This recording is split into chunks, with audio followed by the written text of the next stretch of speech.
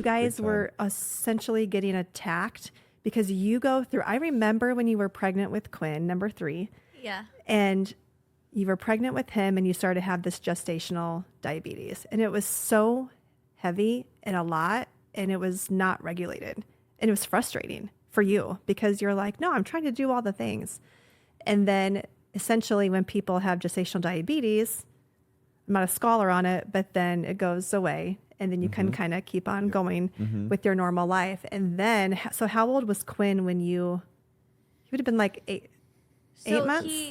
It was like he was born in September. Yep. And then it went, and I remember being in the hospital and they were like 80, 90, 92. And then I had a physical for health insurance in December. And I remember they took my blood sugar and it was 92. I'm like, wow, so glad I don't have to deal with that anymore. Just having all your organs work is amazing.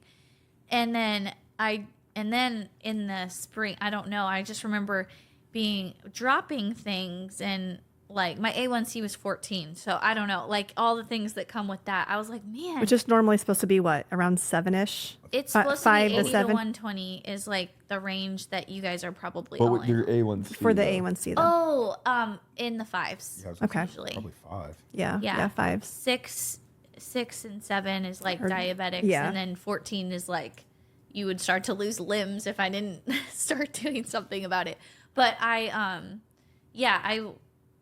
think so. Then that spring, I don't know, and that's exactly when your stuff was. And I was like, I'm not feeling good, and I thought that like just weird stuff was happening to my body. It was like shaking when I was driving. I'm like, should I be driving? Am I really tired from having a baby? I just didn't know. Yeah. Yep. But I love that, Cap, that you pursued her heart. Then you were there for her to listen to her when she was upset about all the things, gosh, my health and everything. And you're trying to call her higher, but you're persistent with her still. I was saying on the car right here, like it was purely the grace of God because I was going through my own crisis. Like I'm super stressed out at this point with the finances and the business. But that's where it was just this, I was a conduit for him to care for her the way that he wanted to. And I said yes to that. But it's funny you brought up the vows thing because in the midst of all that, I just had to really wrestle with like these really wild what if thoughts. Like, because you say those things of like through sickness or through health, through rich or through poor. But when you say them on the altar, most people say them in health. Yep. And at least in decent financial situation. You know what I mean? Yeah. Yeah. So like you're saying all of those things at a high on the roller coaster. It's way easier to say it then than it is like in the midst of actually going through In the it. valley. Yeah. But that's one thing that I think is so powerful about that. The word covenant has been something that's been really sticking out to me because it's not people. You hear this all the time. It's like, oh, marriage is just a contract. It's just a piece of paper. It's like, no, it's a covenant.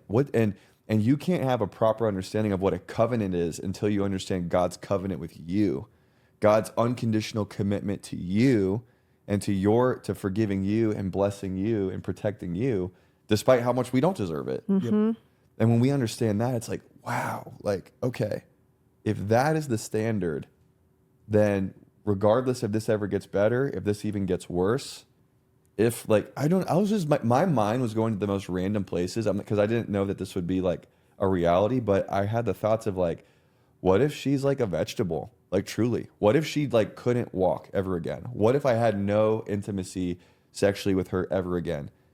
Would I be willing for the rest of my life to love her and care for her as Christ loved the church? And so it was this massive, like that whole process was this like settle it at the extreme thing for me of like, yeah, I'm down. Wrestling match going on in your mind. Yeah. Did you share those things with her at that time? I don't think so. Okay. I don't think we ever really we didn't really unpack it because we were just so in the thick of it. Yep. But it was just it was really more just about, well, I would say there'd be these kind of heated moments where she was like really frustrated because she couldn't get her blood sugars leveled, or she would like hang out with friends and then the friends like wouldn't understand why she couldn't like eat with them or what. It was like, there's so many social dynamics associated with it too, that she was super stressed out by. and she was like really hating her body, and she was really mad at God, and she was like, she felt so alone. Yeah. Because it's also this thing that you can't really see. You can't see it on somebody unless you see them like injecting themselves with insulin multiple times a day. And so it's kind of like an out of sight, out of mind thing for people. So you feel very alone in it. And then she's asking me like, do you even think about what I go through?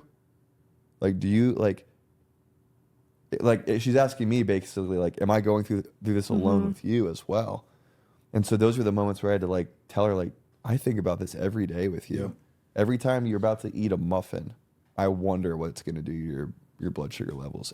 Yeah, like when we had a nurse basically tell me like, hey, just so you know, like if she ever goes too low and she passes out, like here's the emergency like, sugar make her thing. throw up It'll make her throw up. Make sure you make her throw up on her side so she doesn't choke on her throw up. And I'm like, are you kidding me? Like, this is my reality now. Like if her glucometer or whatever is not working in the middle of the night, like she could go too low and just I wake up next to a dead wife. That's the reality of what we're talking about here. That really stressed me out. Sure. Like Absolutely. it's a very stressful thing. So I think those are the moments where we had these conversations where I could say like, I hate this for you as much as you do. I really do. I can't pretend like I know what it feels like, but I think those moments really kind of brought us together through it. And, but ultimately it was like the challenge was, are we going to have a marriage defined by a trial or by the victory that we have through Jesus